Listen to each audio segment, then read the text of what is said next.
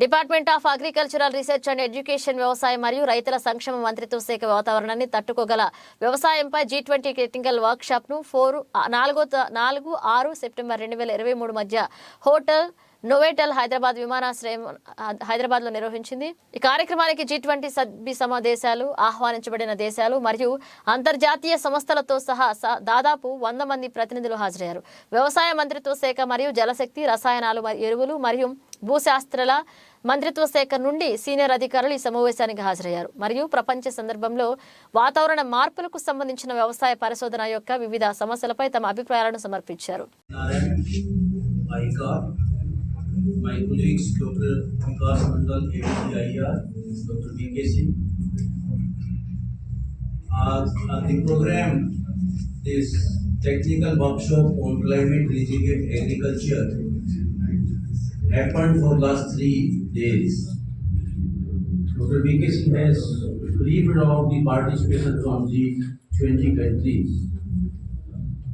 Last 3 days we were debating on the issue of climate change and its impact on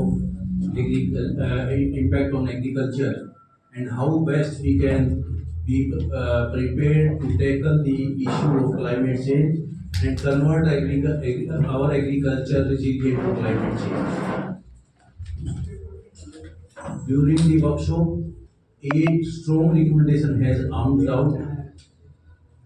Honorable Chair will discuss those 8 points. But in the nutshell, all the countries of G20, their scientific colleagues agree upon the issue of climate change. It's happening and is impacting the agriculture in a big way. Common issue should be climate change, and we must be very clear about sharing our data, our technologies, our success stories, our literature, so that it can be a win-win situation for all.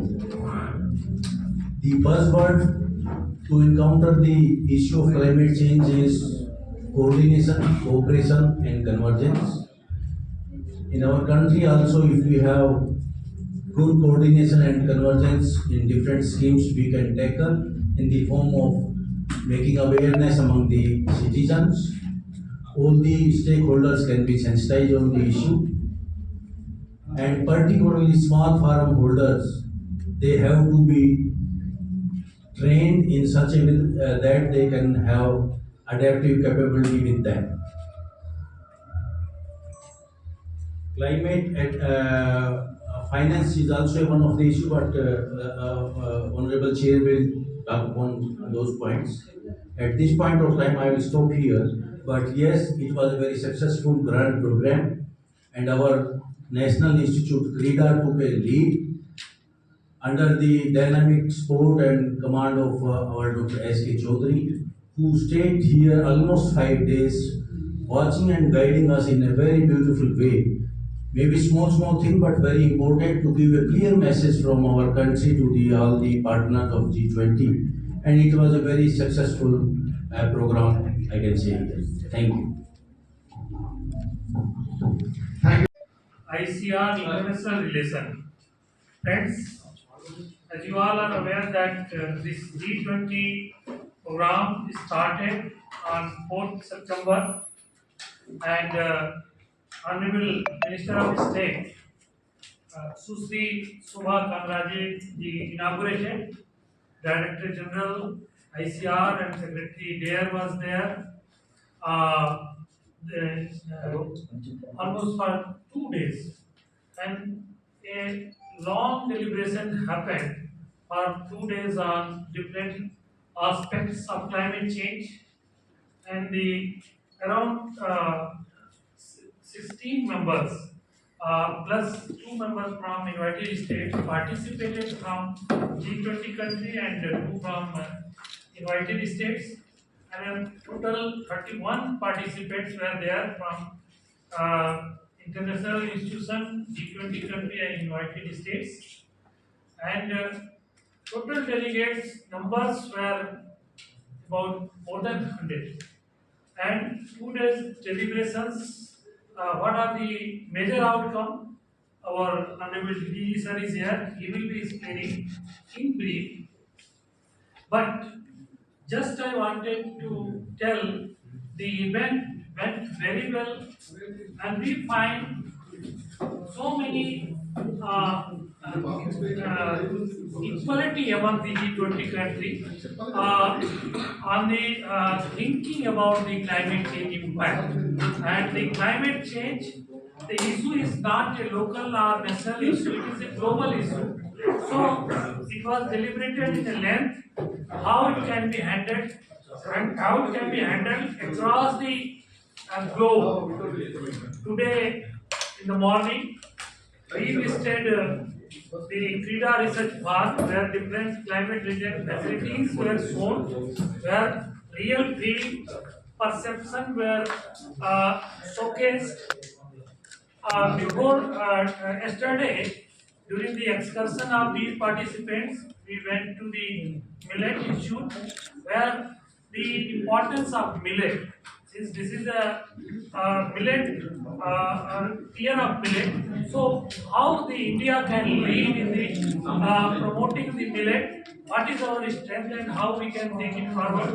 It was showcased. We also take them in Silpa Raman where the details of Indian agrarian economy was shown. So these were just this, but in length our degrees will help. Many of our media friends have just joined. I welcome all of you. I welcome CIB. I welcome the media. Therefore, all these aspects were discussed in depth and dimensions. But the most important point, which I would like to share with you, that all the countries they agreed and they want to have a common platform on which we can regularly share our climate experiences. This will not only help India but also help other countries. For example, just neighboring country if some disease emerges. So how and in which direction that disease will spread? What kind of surveillance system we should have? That disease is affecting only two animals or only two birds or animal birds together or human being also, so that we can immediately take the precautionary measures. So these kind of things will happen. Similarly, meteorological understanding, the meteorological data, you must be agree with me that if you look back 1 decade back, meteorological forecast, people used to laugh.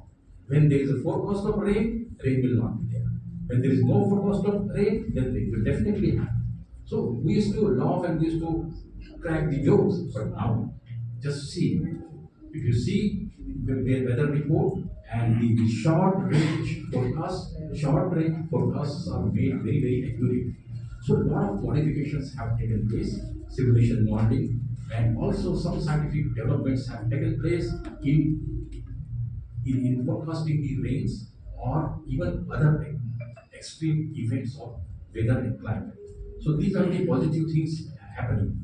And some countries where economy is completely dependent on agriculture, but some countries economy may not depend on agriculture, they will not assign the equal importance what India is assigning. But this provides G20 kind of this kind of event, particularly on technical aspect. Exclusively technical aspect was discussed here. We did not discuss any other political or any other condition. Our discussion was limited only to technical happenings and scientific developments in the area of climate resilient agriculture, including livestock and fisheries. So we discussed field crops, we discussed horticultural crops, we discussed livestock, we discussed poultry, we discussed fisheries, we discussed aquaculture as a whole. So whether it's marine fisheries, inland fisheries, brackish water or fresh water or cold water, whatever it is. So a lot of discussions took place and our recommendations are in the process of these draft recommendations are ready. But again, we are sharing with our counterparts in different countries. They will further give their input and we will refine our recommendations. These recommendations we are trying to provide to the main event which is happening in next week, right there in Delhi. So this recommendation will be of great use, and all the countries, all the G20 countries which they will be benefited from this event.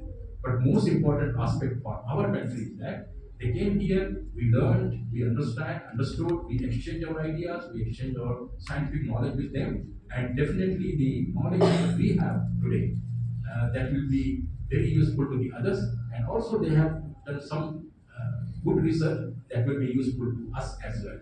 And this will not only be a path for futuristic kind of research, but also it will help us to refine and redefine our development goals, our development plans, our governmental schemes, and this way, slowly but definitely, will be moving forward. So, in all, overall, as a chair, I would say I express a sense of great satisfaction that this technical workshop was a great success. Thank you so much. Research, you have this technical workshop organized. I'm very happy to announce that when the MAX meeting of G20, MAX stands for Meeting of Agricultural Chief Scientists. It happened in Varanasi, in India. And in that meeting, India has committed that we are going to organize 2 technical workshops.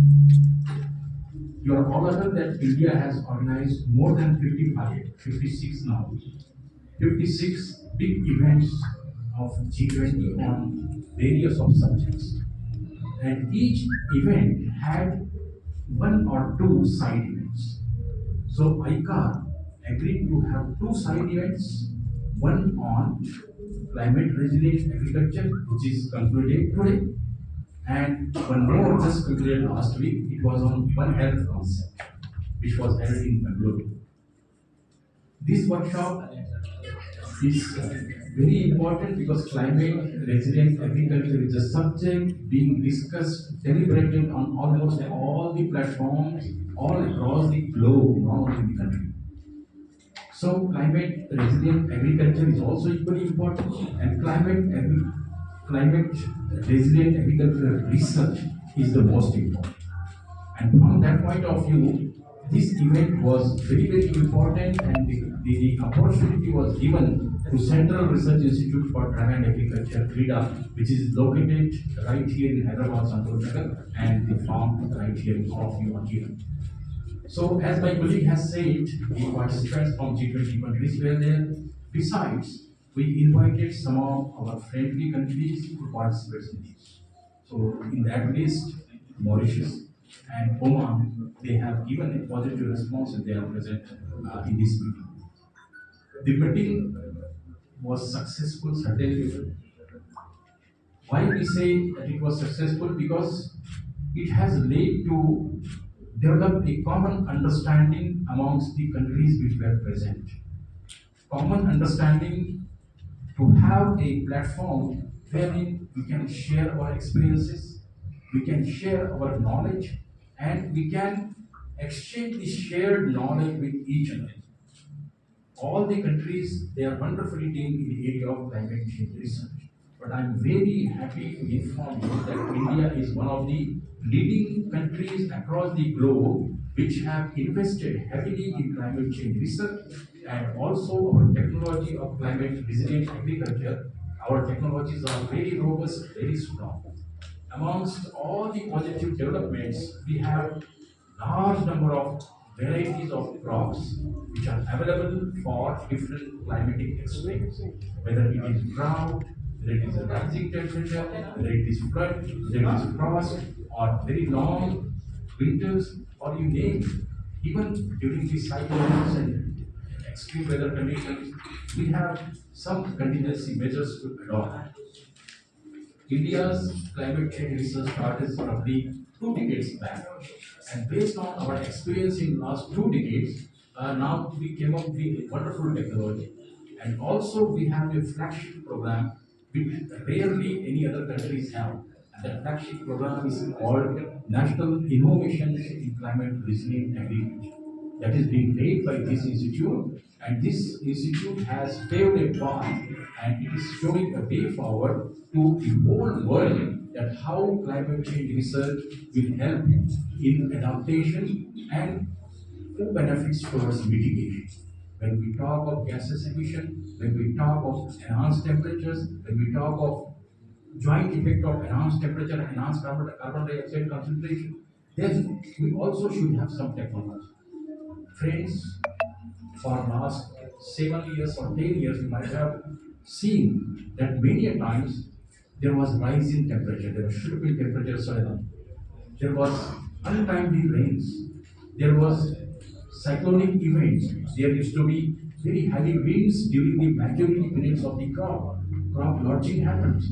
But despite of that, if you see the production data, the production figures are increasing. I mean, the food crop production figures, they are increasing. Not only food crops, but horticultural crops as well. And you know, India is now number one big producer. So in this climate resilience summit or climate resilience sub-event, we discuss not only crops and agriculture, core agriculture, but we have included the subject of animals, we included the subject of fisheries, aquaculture, poultry. So it was comprehensive discussion on all the aspects which are vulnerable to sensitive to climate change and weather extremes. Three sessions were devised in such a manner. Session one was just of sharing the scientific knowledge each country has. Because every country has its own knowledge base for climate resilient agriculture. And they are conducting research of their own area. For India, large diversity is there, but this much diversity may not exist in other countries, but still they have their own stories and knowledge to share. So this was a very long session. First full day we devoted for that. We understood, we listened their concerns. And not only their concern, not only G20, but we invited very important organizations globally which are working in the area of climate.